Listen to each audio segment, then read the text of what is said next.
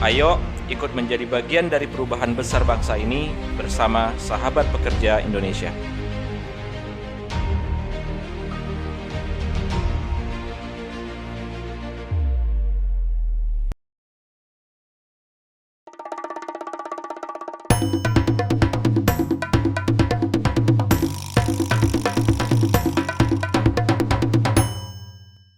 Sahabat pekerja, kembali dengan saya Haris Putra dalam OPEK, obrolan pekerja. Tadi kita sudah mendengarkan bagaimana seorang Mang Budi Hikmat itu mendapatkan redo dari orang tuanya dan itu juga beliau ajarkan kepada anak-anaknya. Dan sebenarnya disitulah sebetulnya esensi dari sebuah keberkahan, esensi dari sebuah pencapaian. Kita boleh punya harta, punya jabatan, tapi kalau orang tua kita nggak redo, selesai dunia. Dan kita akan lanjutkan bagaimana perjalanan beliau dari Palembang akhirnya ke Jakarta, ke sebuah universitas terbaik di Indonesia. Bang Budi, ini kan Palembang itu tentu banyak ragam, banyak budaya, banyak pengalaman hidup. Tapi ketika harus pindah ke Jawa, ke Jakarta itu kan tentu berbeda budaya. Walaupun dulu pernah di Tasikmalaya gitu kan. Oke. Itu gimana tuh? Kalau Tasikmalaya itu sebetulnya nggak terlalu banyak mungkin mempengaruhi ya, karena saya lama di Palembang ya. gitu. Jadi di Palembang malah saya belajar kayak pantun karena masyarakat Sumatera itu sangat tradisi ini ya. Boleh dibilang artikulatif. Untuk apa lemari kaca kalau tidak diisi kain, untuk apa memadu cinta kalau tidak untuk kawin misalnya. Ya. Iya. Nah, tapi kepindahan ke Palembang itu adalah keberanian mengambil risiko. Nah, risk itu katanya dari bahasa Inggris risk. Sesungguhnya berasal dari bahasa Arab rizki. Dan di balik Indonesia namanya rezeki. Kalau kita nggak berhasil mengelola risiko ya nggak dapat rezeki. Iya. Jadi waktu itu saya ngambil keputusan yang terus terang mengejutkan orang tua bahwa saya akan ke Palembang. Orang tua saya nanya, kamu tahu kan kapasitas bapak untuk membiayai? Ya, Budi akan kerja. Saya betul. Saya kerja sebagai asisten labcom, sebagai asisten. Berarti sudah diputus sumbangan dari orang tua. Waktu itu masih. Ayah tua saya masih ngirim dan ayah saya sangat tepat waktu. Dan saya tinggal di asrama Daksinapati di UI dulu ya, suasana memang kayak lebih banyak borjuis dan lain-lain. Justru dapat penyimbangan ketika saya tinggal di asrama. Gitu. Jadi spiritualnya masih terasa ya? Enggak cuma spiritual terasa, bahwa kita harus mengontrol diri kita. Kalau kita tidak apa adanya, kalau kita hanya ngikutin gengsi, ngikutin peer pressure di sini ya saya ngabisin duit gitu kan, itu bukan tempat saya gitu. Di asrama saya malah banyak punya teman di sana, juga terbentuk pemikiran kritis, sering berdiskusi dan lain itu membentuk sekali. Ya, jadi critical thinking alanya Nabi Ibrahim itu luar biasa di sana, dibangun ya. Dan betul saya usahakan saya dapat beasiswa ya gitu, kemudian juga kerja, terbiasa jadi kerja. Jadi kerja itu ya normal aja, ya drive aja, dan kita menikmati ya, mandiri. Jadi saya jadi pribadi mandiri. Nah, setelah lulus saya alhamdulillah dapat Ford Foundation scholarship. Saya kuliah di Singapura ya, di sana sekitar 2 tahun. Selesai saya belajar, sebetulnya awalnya belajar ekonomi, tapi setelah itu saya belajar finance malah gitu.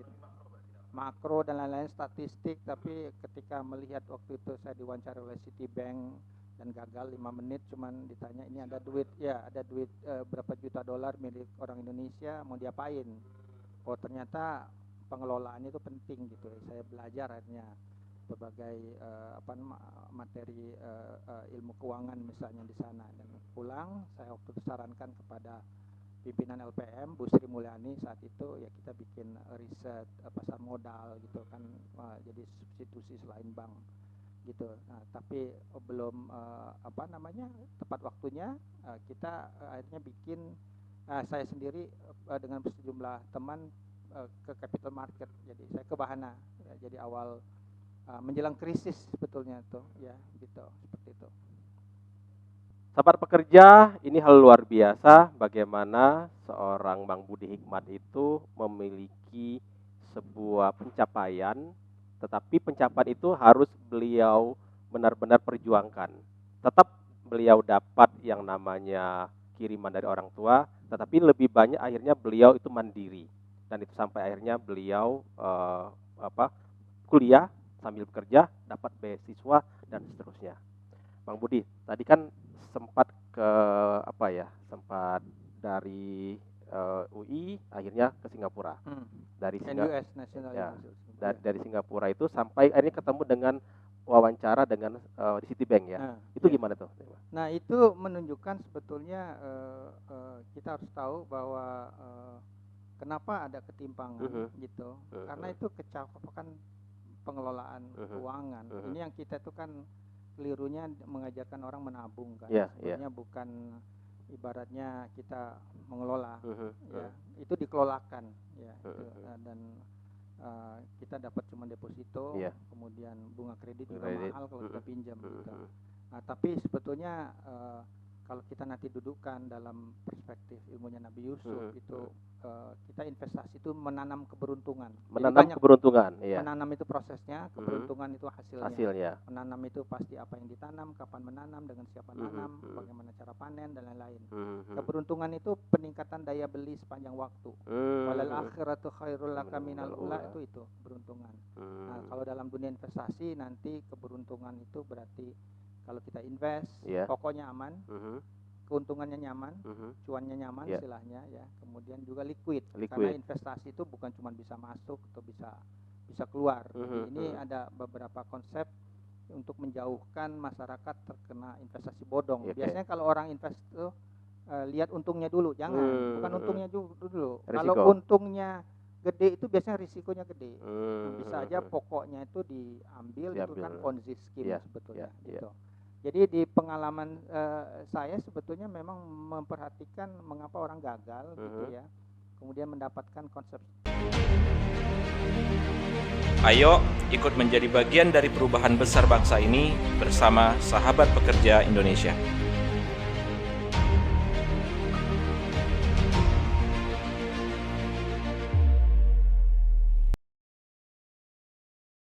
Terbaik. Nah, mengapa orang gagal itu termasuk mengapa kita kena krisis. Nah, krisis itu kalau diteliti semuanya itu gara-gara utang. Utang itu artinya meminjam daya beli masa depan untuk membiayai kenikmatan sekarang. Nah, masalahnya utang harus dibayar. Kalau utangnya ini nggak produktif, ketika kita bayar utang, kapasitas belanja kita tuh turun. Kalau dilakukan secara jamaah, turunnya ini berarti ekonomi kita resesi. Nah, tapi kalau utang itu tidak dibayar, somebody that is other people asset, itu biasanya krisis perbankan. Makanya sebetulnya tekanannya kalau kita minjam, make sure produktif. Saya tidak pernah pinjam yang konsumtif. Yang konsumtif. Saya selalu pinjam untuk hal yang produktif, membeli growing asset gitu ya. Kemudian juga misalnya yang pernah saya lakukan itu bunganya murah, harus tahu pricingnya. Saya pernah ketemu pasangan yang hampir cerai, saya konsult kemudian saya hitung, dia minjem, saya hitung, dia nggak tahu bahwa bunganya itu 50%. Bayangin, ribawi sekali. Betul. Gitu. Nah, yang kecakapan finansial inilah yang di komunitas Nabi Yusuf kami ajarkan. Gitu. Bang Budi, kan kalau kita sebagai bicara pekerja ya kan, rata-rata pekerja itu yang tanda petik yang sejahtera itu kan level manajer ke atas. Kalau dia bisa ngelola duit. Tapi kalaupun dia tidak bisa ngelola duit, walaupun level CEO pun ya bisa juga bangkrut gitu kan. Nah, untuk level bawah yang mungkin staff atau supervisor dan segala macam, itu sarannya apa tuh Bang Budi buat ini? Dari pengalaman saya mensosialisasikan Nabi Yusuf nanti itu bukan langsung ke surat 12 ayat 47 yang qala tajra'una sab'a sininan da'aban fama khasatum fazaruhu bisumbulihi ila qalilan mimma taqulun. Kalau kita buka ini tuh adalah tahapan investasi, growth, protection, distribution. Nanti kita menjelaskan. Sebetulnya lebih ke arah pengendalian diri dulu. Pengendalian dua hal, amarah dan syahwat gitu. Amarah dan syahwat misalnya bagaimana anak pengen punya misalnya nggak disetujui orang tuanya beli motor misalnya, marah-marah dia.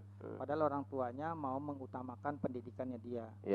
Ayah saya itu seorang tukang kredit tadinya. Kemudian mengupgrade dirinya jadi fotografer. Ya, kemudian juga di sana saat itu tahun 70-an itu banyak sekali pendatang dari Jawa, dari Sumatera. kemudian dia suka elektronik, dia ada stasiun radio swasta dia betulkan, kemudian bikin suatu acara pilihan pendengar itu meledak, bagaimana kertas biasa itu bisa jadi sumber income. Nah, berarti sebetulnya ayah saya itu punya talenta. Kreativitas ya. Talenta itu lebih luas. Oh, luas. Okay. Talenta itu ada 3 ini, mohon maaf pakai bahasa Inggris. If you can do something excellent, bagus banget. Easy, cepat bikinnya. Enjoy, senang, dan earn, menghasilkan. Kalau excellent, easy, earn, tidak enjoy, itu kompetensi namanya. Ulang ya. Kalau excellent, easy, enjoy, tidak earn, itu hobi. Namanya. Nah, kalau bisa kita semuanya. Apapun, mau musik, mau sport ya, termasuk di pekerjaan. Jadi saran saya sebetulnya kepada siapapun ya, investasilah di talenta. Wala tajra'una sab'a sininan da'aban, hendaklah kalian bercocok tanam selama 7 tahun secara berkelanjutan. Harus diingat diri kita juga tanaman. Apa yang kita tanam? Misalnya kalau ngaji ya ngaji sama yang bener lah. Ngaji terbaik ya. Jadi yang ngebunuhin orang itu udah nggak benar gitu. Bahwa ngaji itu bahwa kita tuh jalan kesaksian Allah itu maha benar. Gitu. Jadi dan kita juga bisa kan kalau ngaji mau bertemu Allah ya, faman kana yarzu liqa'a rabbih, mau bertemu Tuhan ya, faman ya amal solihan itu kan beramal soleh, kemudian menjauhkan dari kesirikan misalnya kan, itu penutup surat Al-Kahfi misalnya. Jadi ya investasilah sebetulnya ya di dalam pengetahuan, talenta, di mana kapasitas kita berbakti jadi lebih gede. Kita kan watawaffana ma'al abrar, sempurnakan hidup kami, artinya wafat itu artinya hidup yang sempurna sebagai hambamu yang berbakti gitu. Jadi investasi di talenta. Nah, investasi di talenta ini saran saya, ada buku ya, David Bach namanya, Automatic Millionaire. Itu bukunya bagus loh ya. Dan itu selaras dengan Nabi Yusuf bahwa orang itu bisa langsung menyisihkan sebagian pendapatannya langsung sebelum dikonsumsikan. Sisihkan ya. Jadi jangan investasi dari duit sisa, tidak akan pernah sisa. Kita harus pay yourself first, istilah David Bach. Bayarlah dirimu terlebih dahulu di masa akan datang, diri kita. Apalagi nanti diri anak kita ya. Jadi memang sisihkan. Jadi kalau misalnya kita punya gaji 100, sisihkan 90, sisihkan 10, 90 gitu. untuk hidup kita. Bagaimana menyisihkannya? Itulah menurut David Bach itu latte effect. Latte effect itu kan kalau di luar negeri ngopi-ngopi cantik. Mau ya ngopi-ngopi cantik itu kebanyakan, misalnya 5 kali ya, kita kurangi cukup 2, 3-nya itu kita sisihkan. Nah, latte effect ini bisa gadget, bisa koran, majalah, bisa jilbab yang kebanyakan, bisa dugem, hangout gitu, rokok gitu. Nah, itu kita sisihkan. Ternyata banyak pengeluaran-pengeluaran kecil yang kurang bermanfaat. Kalau kita bisa kendalikan, uang kecil ini bisa untuk kita investasikan. Jadi pasti selalu ada. Jadi orang dibutuhkan tuh kejujuran. Kejujuran berupa membiasakan kebenaran, bukan membenarkan kebiasaan. Yang biasa. Gitu. Artinya kalau untuk yang baru memulai karir itu investasi di talenta. Ya, jangan dulu saya tokoh reksadana 2020 tahun lalu saya dapat penghargaan ya. Saya cukup lama di industri ini, lifetime. Saya tidak menyarankan langsung saham. Perkuat dulu di talenta. Talenta dulu ya. Talenta tuh kecakapan kita silaturahim gitu. Soft skill gitu ya. Soft skill dan lain-lain, kesehatan kita gitu ya. Tadi silaturahim kan network kan. Kecakapan kita melihat ini ada peluang gitu. Ya itu dulu yang kita besarkan, dan ini punya habit hebat kira-kira kayak gitu. Termasuk juga Mang Budi menerapkan pada anak-anak yang di Jerman. Iya. Itu saya selalu bilang gini, kalau ada sesuatu yang memang dibutuhkan buat kalian, sebelum kalian minta papa sediain. Kalau papa nilai itu tidak ada gunanya dan lain-lain. Kalau kalian mau nangis darah pun dan lain-lain, Papa Nggak tidak akan bakalan. kasih gitu. If you talk to me, talk about investment. Pak, ini bisa kayak gini, meningkatkan seperti bahasanya. Dan kalau misalnya gadget ya, tidak ada boleh beli gadget baru, semua gadget lungsuran dari Papa. Gitu. Saya terbatas katanya ya, saya biasa di gadget dan lain-lain. Ya mereka bilang, Pak itu ada gadget baru, tapi yang punya Papa Jadi sudah direncanakan. Ya gini, kalau kita lemah terhadap diri kita sendiri, dunia akan keras sama kita. Tapi kalau kita keras dengan diri kita sendiri, tegas sebetulnya ya, dunia itu akan lebih bisa diatur. Ya nilai dari awal sih. Oh ya, salah satunya tuh saya tuh pernah berdoa ya, dan ini terbukti ya. Saya pengen naik haji, saya nggak punya uang, saya berdoa dan minta didoakan gitu.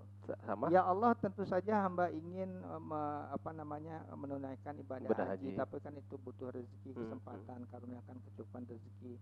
Dulu kita gantung ada gambar Masjidil Haram dan lain-lain kan ada. Jadi kita tuh mendapatkan Allah itu Tuhan yang maha pemberi, ya, yang dalam tanda petik triknya dalam berdoa itu adalah membuat Allah malu tidak mengabulkan doa. Tapi kita tidak pernah mendikte Allah bagaimana caranya mengabulkan. Kita tawakal. Jadi kalau ya lakukanlah perjalanan di muka bumi agar kalian melihat kesudahan orang-orang yang mendustakan kami. Iya pengen dong Allah ke sana, tapi kan ini butuh rezeki. Tolong dong disiapin. Infrastrukturnya gitu ya. Gitu kan? Dan ada sesuatu yang luar biasa, misalnya ada hal yang kecil. Kalau misalnya kita ketemu peniti atau apa waktu di lantai Masjidil Haram misalnya, ya Allah, Engkau Tuhan yang maha besar, yang membesarkan amalan kecil hambamu. Sebagaimana hamba membuang kotoran ini, katakanlah benda ini ya, maka jauhkanlah halangan dalam hidup hamba. Jadi satu menggunakan kata hamba, satu menggunakan perspektif yang benar. Ya Allah maha besar, yang membesarkan amalan kecil, karena kita kecil, gitu. Betul kan? Nah, sebagaimana hamba membuang halangan ini, maka tolong buanglah halangan dalam perjalanan hidup anak hamba dan keturunan hamba gitu. Itu dikabulin. Siap. Ya, sahabat pekerja, hal luar biasa. Bagaimana ternyata kembali spirit spiritual itu betul-betul beliau terapkan, bahkan termasuk beliau juga membuat namanya mungkin dream book ya, ingin ke Mekah, ingin haji dan lain-lain. Itu bagaimana caranya untuk tanda petik itu untuk agar Allah tuh redo terhadap keluarganya, dan akhirnya beliau bisa berhaji lewat tadi beberapa tindak-tindakan kecil. Tetap di OPEC, obrolan pekerja, bersama saya Hari Solputra.